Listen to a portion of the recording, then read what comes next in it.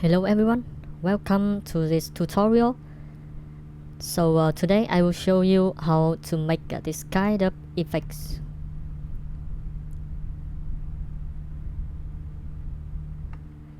Okay, so the main thing of this effect is the cloud or the smoke, which we use a complex material for that one. And as you can see here, I already create 1, 2, 3, 4 meshes for you guys. You can find a lot of tutorial how to make this kind of meshes, this kind of smoke or cloud. The only thing, the most important thing about this mesh is you may need to keep all of the meshes with similar original size, like this one. As you can see, they are all similar. Now let's start with the material instance. The material instance is a kind of complex, but the way we use that is not that much, and it's quite easy if you understand step by step. So please follow me. Firstly, let's start with dissolve.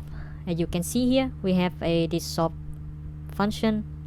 The number right here, you can pull it from -1 to 0, and the smoke will disappear. Very basic. The other thing is the way we want it to disappear. We have dither opacity here. So if we use dither opacity, we have a lot of noise for the smoke, as you can see. Turn it up, everything will be sharper. Then now you may want to take a look with the WPO. The WPO is very simple, and I often keep those numbers as default. I don't want to change anything much because it will make the cloud very noisy like this one. But yeah, you can try it. You can play with it as you want and see how it looks. Very fun. Okay, the next one will be the switch node. As you can see, we have 1, 2, 3 nodes right here. And the most important thing, the first one, is this one, preview checkbox. When you click it on and turn it on, we will jump into the mode preview that we will change and see everything. But after that, when we want to use it for the Niagara system, we have to turn it up. The next one is posterized smoke.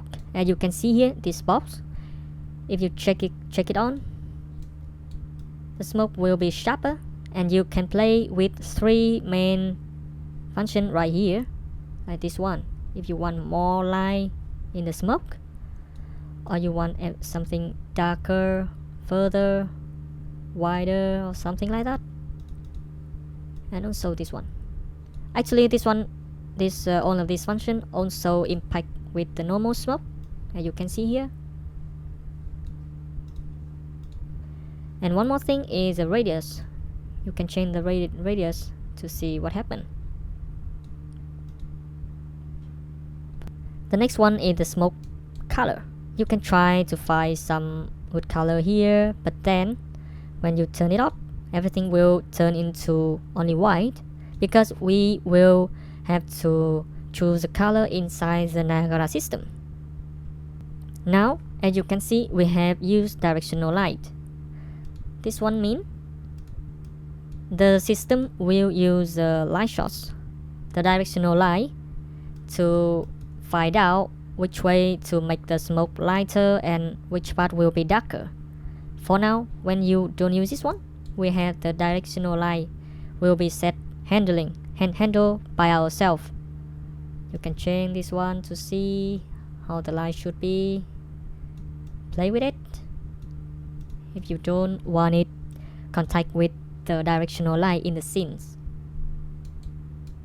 And now the most important thing is explosion. As you can see here, we have explosion mask preview. Try it. The number will run from 0 to 1 to cover everything. As you can see here, You can choose color here as well. Now I will set it to 0.5. And now you can try to change this one, radius explosion mask, and you will see it will change something as well. In theory, I often keep this number equal or a bit higher than the radius, but you can try to change any number you want. But please keep in mind one thing, that don't make it too lower than the radius, because it will impact the way that this mask changing and updating with scaling. It will make some noisy, and the way explosion mask here will not be smooth. So be careful with that when you play with this one. So now you are all understand everything inside the material instant. We can turn off this box and jump into the Niagara system. In the Niagara here, I already put it right here in the scene, and here you can see here I already set up everything, but I will explain everything to you right now. So firstly, when you already input the mesh and the material instant for the mesh, after that you will need to change this one, the mesh uniform scale. This one is very important, because after that, when we use dynamic material parameters, you need to make this number equal this number. So for example, if this one is 0.5, this one should be 0.5 as well, 0.8 and 0.8. Now I will make a very simple shape location with a ring, add some velocity, some drag, and as you can see, everything will go outside. The next one is the scale mesh. Very basic right here, and you can see, let me turn it off for now. Okay, I will make this one getting bigger sooner. And you can see this bubble,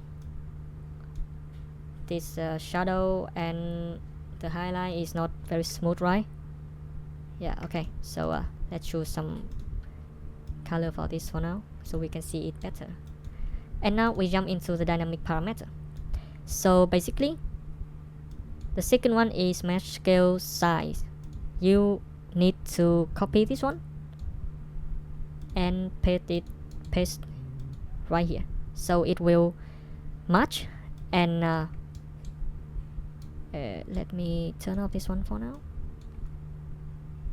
The highlight and the darkness will be smoother when the side is scaling up. Next one is the dissolve. You can play with this one like you want, very visible, so I don't set anything here.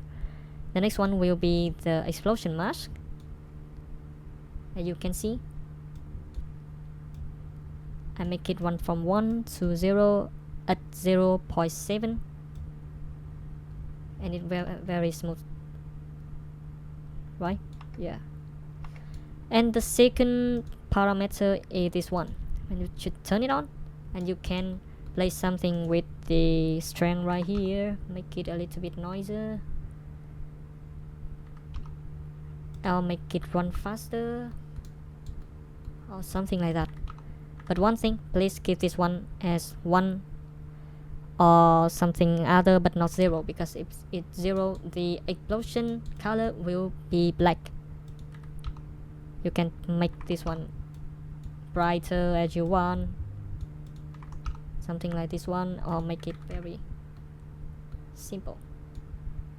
Yeah, so you can play it here, and you can see we have a very basic effect. Thank you.